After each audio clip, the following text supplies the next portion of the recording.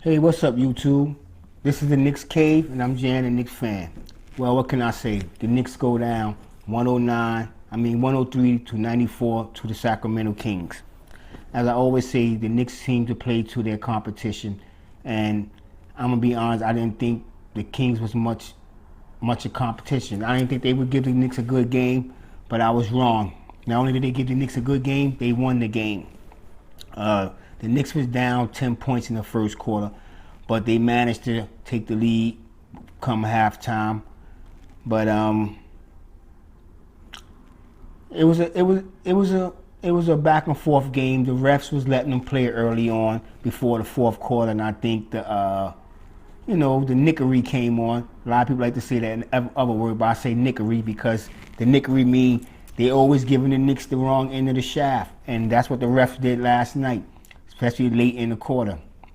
Like I said, the Knicks, when the first we led by halftime, we actually led 7 points in the third quarter, but by the end of the third quarter, the Kings took the lead on Harrison Barnes 3, and they never looked back. The fourth quarter came, 4 minutes left in the fourth quarter. We actually cut it down to 2 points, but from there, the Knicks got stagnant and went cold. I blame it and contribute to RJ and Randolph being number 2 in the league for minutes played. They both looked very tired and fatigued, and I think they need to get a little rest. So we have a game Sunday, then we have a game Tuesday, and then we don't play again until Friday.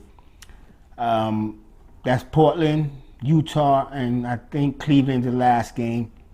I'm hoping we beat Portland tomorrow. They have a few injuries, so it would be Dame. I mean, I know Portland have a good supporting cast, but they have a significant amount of injuries to a bunch of key players in Portland.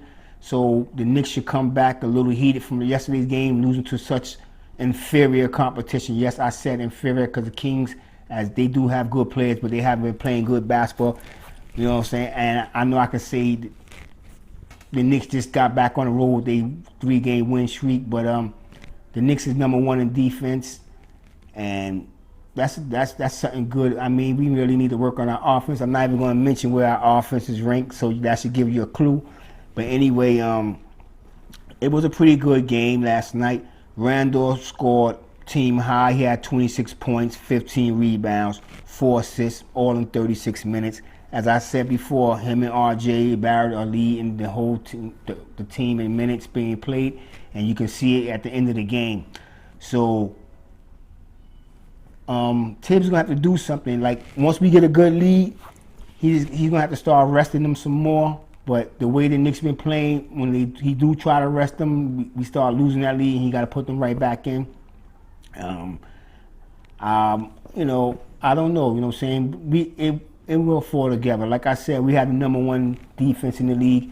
We just need to get our offense somewhere in the 20s, to be honest with you, and we would be great. We would be a very good team. We'd be headed to the playoffs as I predicted earlier in the season, and I'm still standing by my predictions.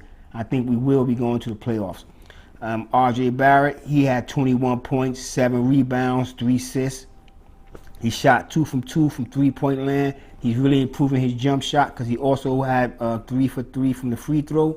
So, and he was hitting nice jump shots. He was coming up in this poop. You know what I'm saying? His mid range is coming along, and he have a pretty shot. So if he keep working on it, it's gonna make him a superstar. I already say he's gonna be an all-star. Maybe not this year, but next year, guaranteed to be an all-star. But if he continue to work on his jump shot, he's gonna be a superstar. Mitchell Robinson added 12 points in 29 minutes. Reggie Bullock didn't score, but I don't have a problem with him being on the court because he do play defense. He contribute on both ends when he on. I mean, it's not like he's averaging a lot of points, but he do make timely threes. And the other game he had hit 4 threes out of 5, so he keeps the defense honest, which gives Randolph a little room to work in the paint sometimes.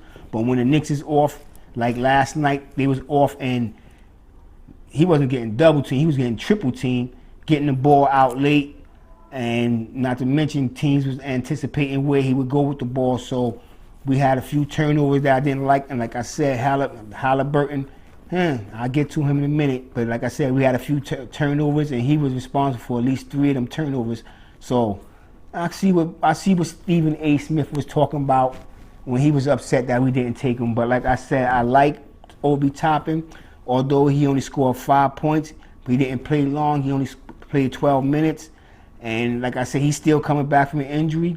And he's 22, but he's still learning the game.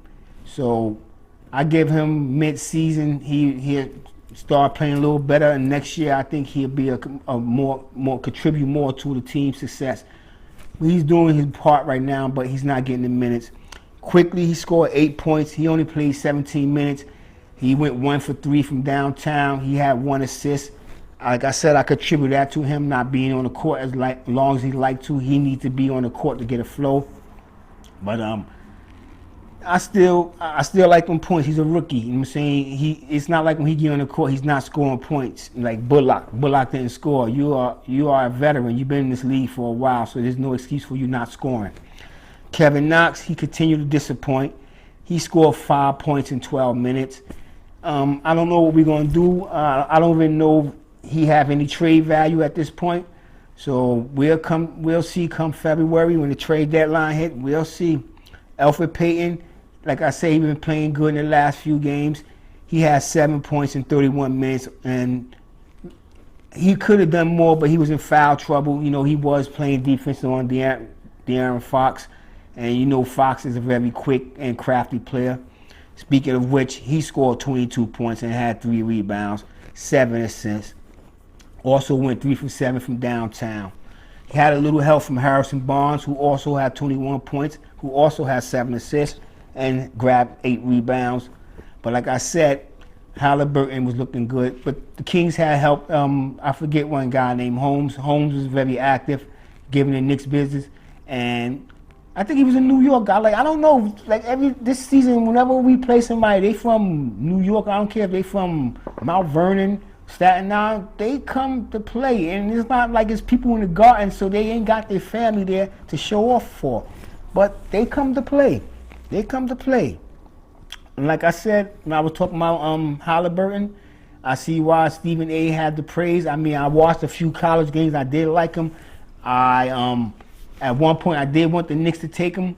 But after watching video of Obi Toppin, and then when we got him, I guess I was really hype off the dunks. And I don't know. But like I said, I'm still going to give him time, you know, because he's going to develop. And I think Toppin will be a good player. He might not be a superstar. He might not be a starter, but he will be a good player off the bench. That I'm very sure and I guarantee. But getting back to Halliburton, he scored 16 points. He had 5 rebounds, 2 assists, 4 blocks, and 3 steals. That's what I was talking about. He had 3 steals. If you wanted to knock him for anything, he had 2 turnovers, but, you know, he's a rookie. You know what I'm saying? And that's expected. 2 turnovers for a game is not bad. I mean, LeBron James sometimes have 6. So that's not bad. Well, this is going to be a short video. I'm about to head out. And as I always say, stay healthy, stay safe, and God bless. And peace.